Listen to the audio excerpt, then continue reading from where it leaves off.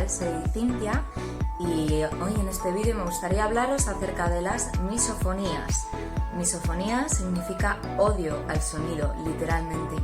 Así que vamos a conocerlo un poquito más. Las personas que padecen misofonía son personas que reaccionan de una forma muy intensa a los sonidos, a ciertos sonidos. Sonidos, por ejemplo, producidos por las personas, como pueden ser el carraspeo, puede ser el sorber con la nariz o aspirar con la nariz, el sonido al masticar, el sonido al sesear, por ejemplo. Son ciertos sonidos provocados por las personas, incluso pues, cuando tocamos con los dedos. Bueno, pues esta serie de sonidos para ellos provocan una respuesta súper intensa de odio o de enfado, por decirlo así, o de ansiedad.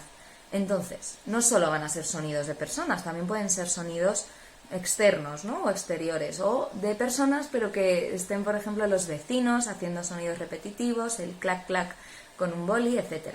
Al fin y al cabo son sonidos que a todos, de alguna manera, nos pueden provocar una cierta aprensión o un cierto rechazo, pero para estas personas la respuesta va a ser mucho más intensa. Y si tú eres una persona con misofonía y estás viendo este vídeo, sabes perfectamente a lo que me estoy refiriendo, a qué sensación me estoy refiriendo. Entonces, digamos que es súper importante cuando entendemos qué es una misofonía, entonces, entender que ni es inventada, ni es exagerado, ni la persona sencillamente es que tiene unas manías que son insoportables. No, es una reacción automática y emocional. Es como una fobia, para que pueda entenderlo el resto del mundo, de tal manera que no pueden controlar esta reacción, no es tan fácil de controlar. Entonces, entendiendo lo que es la misofonía, vamos a preguntarnos, ¿y qué lo causa? ¿Qué causa hay detrás de una misofonía? Al parecer, pues no hay un acuerdo, ¿no? Ahora mismo no tenemos, digamos, una explicación concreta para esto de la misofonía, o no hay un acuerdo concreto. ¿Por dónde parece que van los tiros, digamos? Bueno, pues sí que tiene que ver, parece, con esta hiperreacción del sistema nervioso central de nuestro cerebrito, o de nuestra parte más cerebral, por llamarlo así, ante ciertos sonidos, y que lo que hace es que activa a la amígdala, que va a ser la parte del miedo, y va a ser la encargada de saltar con esa respuesta de lucha o huida. De tal manera que un sonido ha quedado muy unido a una respuesta emocional y es casi automático e inevitable esa respuesta, como decía, de sobresalto, de ansiedad, de enfado. ¿Por qué? Pues porque aparece esta respuesta de lucha o huida, como si ese sonido fuera una amenaza. Hay también otras alteraciones de este tipo, como por ejemplo puede ser la hiperacusia. Entonces, en este tipo de alteraciones, digamos que son lo que está de alguna manera alterado, va a ser lo sensorial, el cómo procesamos este tipo de estímulos que llegan desde el exterior. Entonces, también se preguntan muchas veces los científicos, ¿hay una causa genética? Pues tampoco está muy claro. ¿Hay una causa de aprendizaje? Quizá que mis padres, ¿no?, pues me hayan enseñado sin querer porque ellos la sufrieran y me lo hayan transmitido. Tampoco está muy claro. Lo que sí está claro es que aparece en la infancia. Y cuando aparece en la infancia y en la adolescencia se genera toda una serie de problemáticas porque la persona lo empieza a vivir con mucho estigma o con mucho daño. Y ahora vamos a ver un poquito también esas alteraciones que puede provocar las misofonías. Pensemos entonces en la misofonía como algo que es muy difícil de controlar y como algo que la persona no decide tener, ¿no?, sino que sencillamente aparece y lleva apareciendo mucho tiempo. Entonces, para estas personas, y si tú eres una persona con misofonía, como decía, me vas a entender lo que quiero decir, estas personas tienen muchas dificultades a veces para relacionarse. Aparece en ciertos momentos el aislamiento porque no queremos o no quieren enfrentarse a ciertos sonidos en momentos concretos. Va a aparecer, por supuesto, pues sintomatología de depresión, sintomatología de ansiedad, dificultades para la concentración, en fin, toda una serie de consecuencias que hacen que para esta persona pues no sea tan sencillo, ¿no?, afrontar el día a día. Entonces, con estas consecuencias, ¿qué papel puede tener un psicólogo en esto de la misofonía? Vamos a verlo.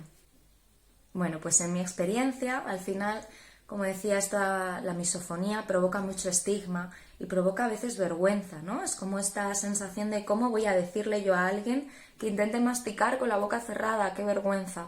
Claro, creo que ahí está un poco el punto importante para empezar a trabajar con esto, ¿no? Esa sensación de estigma, o al menos es lo que he visto en consulta, esa sensación de estigma tiene que ir disminuyendo, pero no va a disminuir si tú, como personita con misofonía, no eres capaz de entender que lo que te sucede ni es vergonzoso, ni es negativo, ni es algo que tú puedas decidir tener o no tener, sino que sencillamente al principio vamos a tener que ser compasivos. Y compasivos al principio quizá también signifique empezar a decirle a las personas más cercanas que por favor, bueno, pues tengan cierto cuidado. Y poco a poco iremos aprendiendo a manejar esta circunstancia. Pero en un primer momento no fustigarnos. Por otro lado, desde la experiencia un poco más clínica, creo que hay una parte de enfado muy importante, de rabia, digamos. Como decía, escuchar este tipo de sonidos para una persona con misofonía provoca una especie de sensación muy visceral, ¿no? De hecho, a veces es necesario salir de esa situación porque es una sensación de tensión terrible. Entonces creo que es importante esta parte de rabia. Creo que al final, a través de la misofonía, sale cierto enfado y sale cierta tensión, de alguna manera se libera. Por tanto, también puede ser una forma, sin querer, de regular ciertas alteraciones por momentos. Por otro lado, como decía, si esto puede tener una utilidad, quizá también entonces los factores psicológicos puedan hacer que se agrave una misofonía. Si tenemos una época de más estrés, de más dificultad, una decisión que no estamos tomando, una situación de convivencia difícil, en fin, toda esta serie de cosas quizá puedan estar afectando a tu misofonía y puedan estar empeorándola.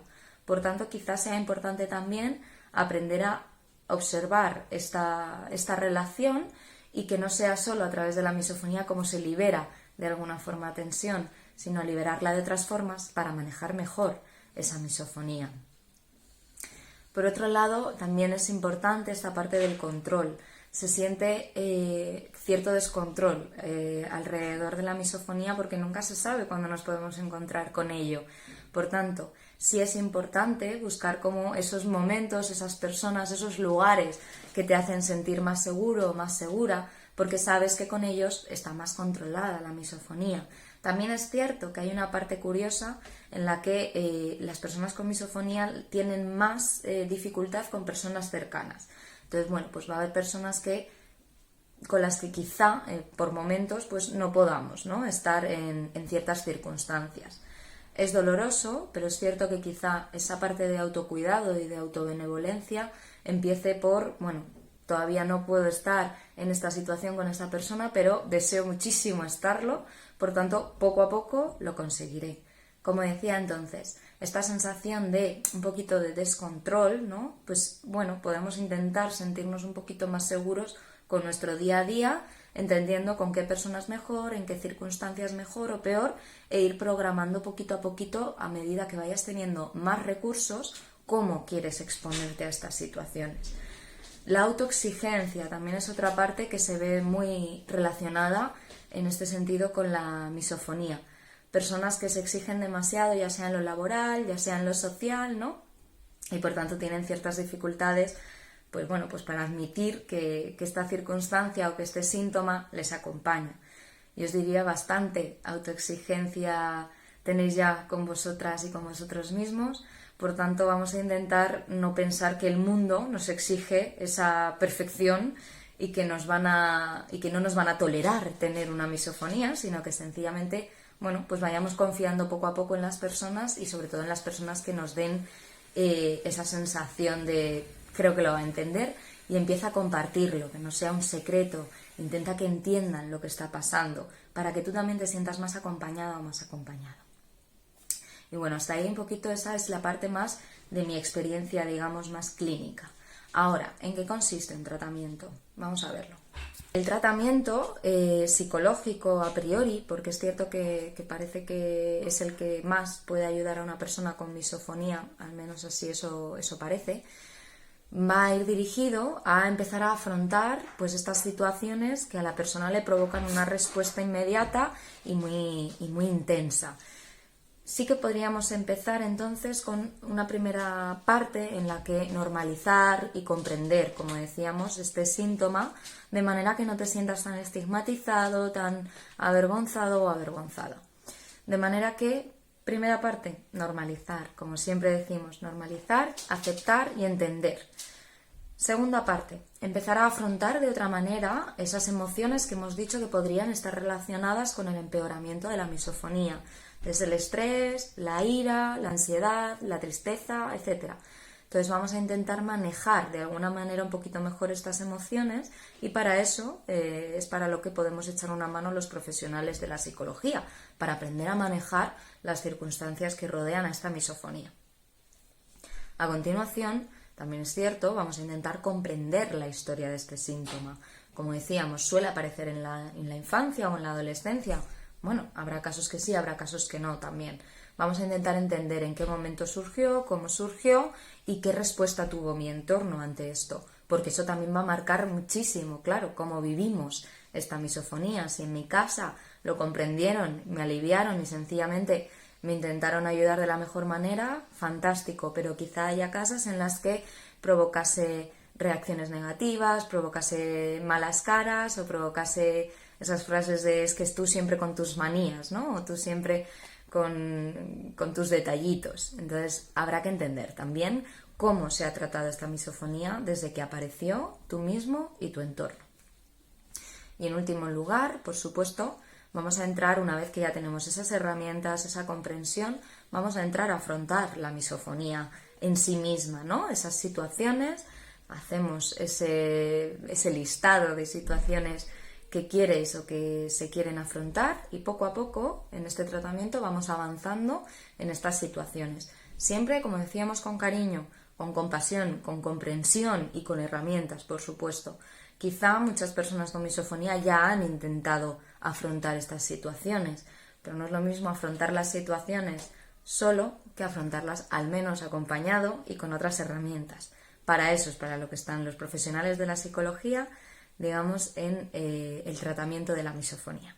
Y hasta aquí el vídeo acerca de la misofonía. Espero que a quien no lo conociera le haya resultado interesante y al final a quien tenga este síntoma, pues también le ayude a no sentirse tan solito, tan solita y que sepa un poco que, bueno, que los profesionales de la psicología también podemos echar una mano con todo esto, que no es cuestión de invención.